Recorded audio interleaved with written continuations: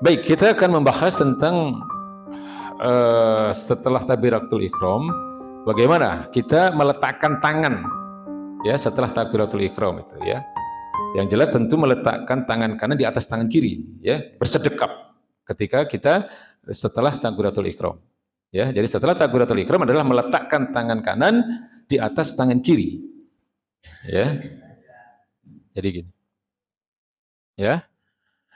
Nah, ini juga nanti beragam Pak ininya, apa namanya?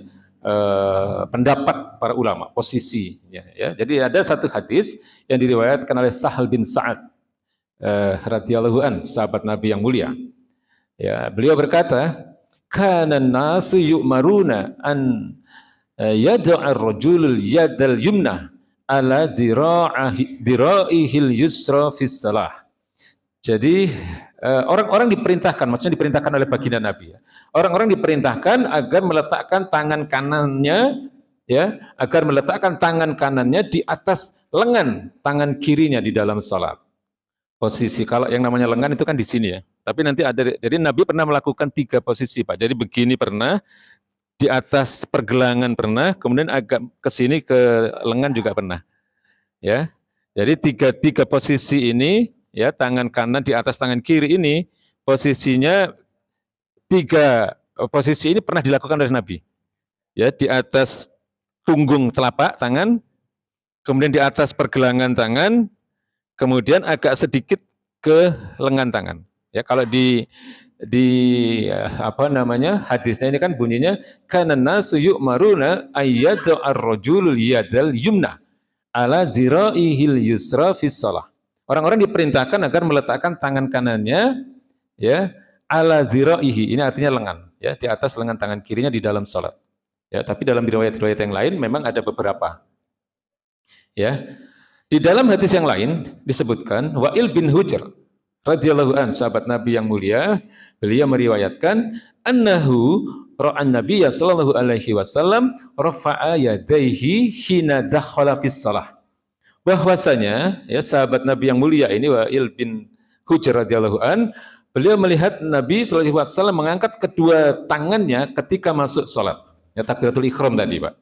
Summa ya iltahafa bisaubihi, kemudian beliau melipatnya pada bajunya. Jadi kalau orang Arab ya kan pakai gamis ya biasanya, apalagi pada masa Nabi tentu beda dengan baju kita ya.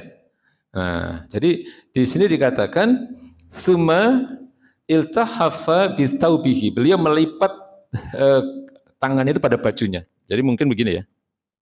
Nah, ini tadi bajunya dilipatkan gitu ya.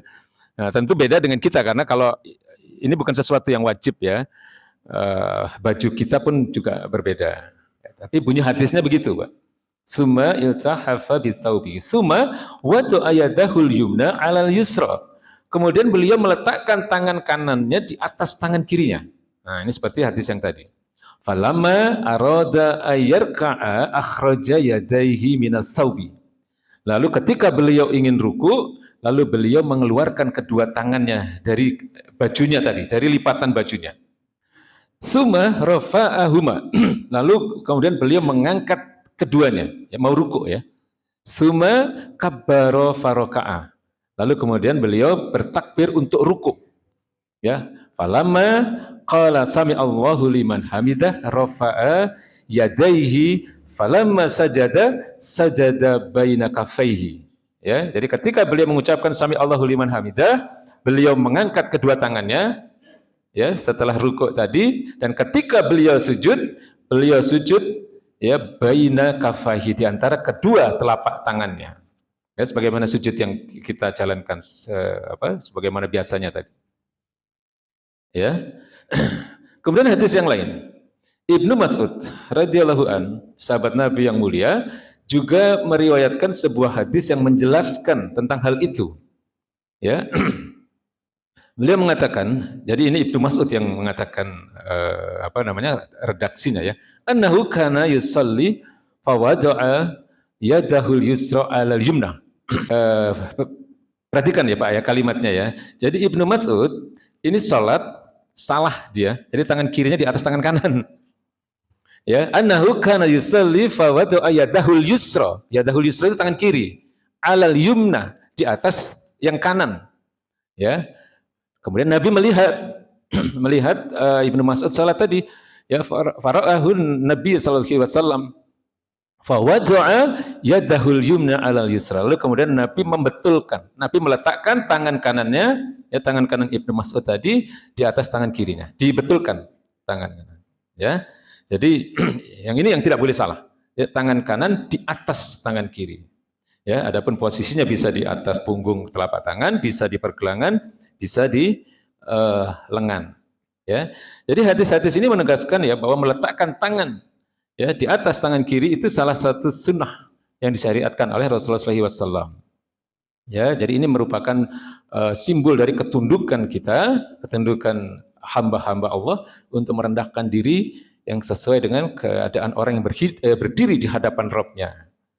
Ya, nah sekarang posisi tangan itu ada di mana? Nah ini beragam, Pak. Ya, ternyata beragam. Ya, jadi letak tangan kita ketika kita bersedekap ini di mana? Ya, yang pertama, sebagian ulama Syafi'i ya dan Asy-Syaukani beliau berpendapat ya, sebagian ulama Syafi'i letak tangan itu di dada.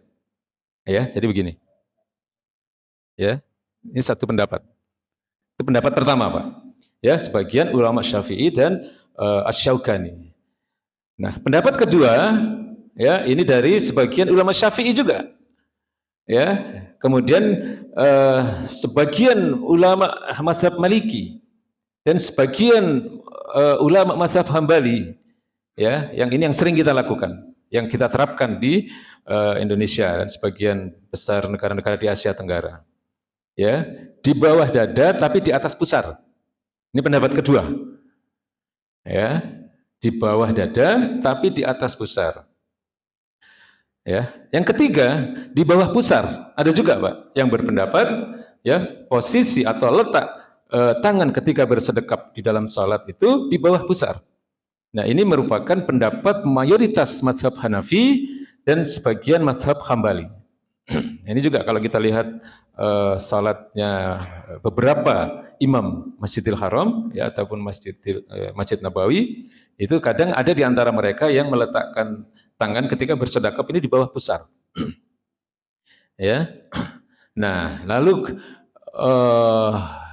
sebagian besar mayoritas mazhab Hambali ya mengambil jalan tengah kembali.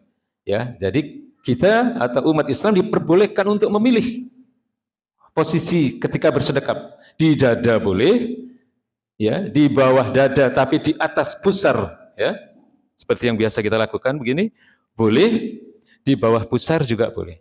Jadi pendapatnya ini sama kira-kira kalau kita lihat kekuatan sebagian ulama, ya. Nah, ini mayoritas mazhab Hambali memperbolehkan untuk memilih. Nah, yang paling berbeda adalah pendapat mayoritas ulama mazhab Maliki.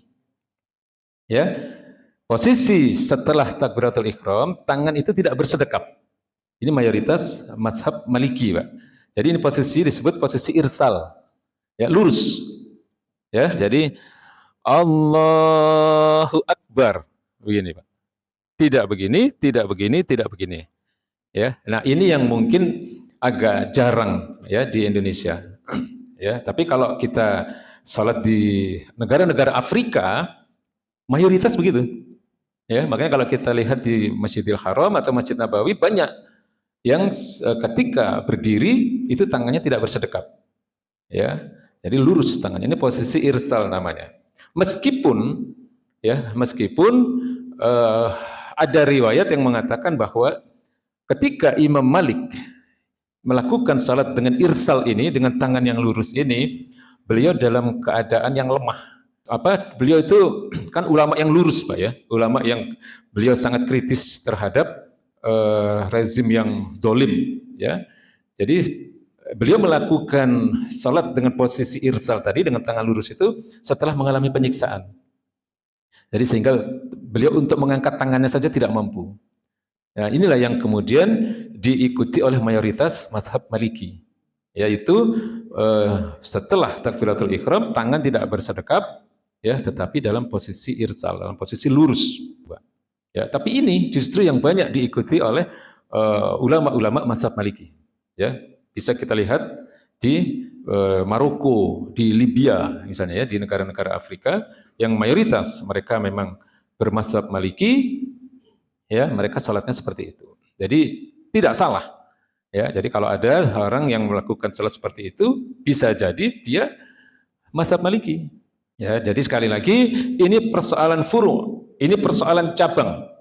Ya, mengenai posisi tangan di mana setelah selesai takbiratul ihram, apakah di dada, apakah di antara dada dan pusar, apakah di bawah dada, apakah posisi irsal atau lurus, ini adalah persoalan furu atau persoalan cabang yang tidak perlu diperdebatkan karena semuanya merupakan bagian dari pendapat ulama-ulama mujtahid, ya, ulama-ulama yang memang mempunyai kapasitas yang memadai untuk menentukan hukum atas suatu perbuatan, baik itu perbuatan ibadah ataupun perbuatan muamalah.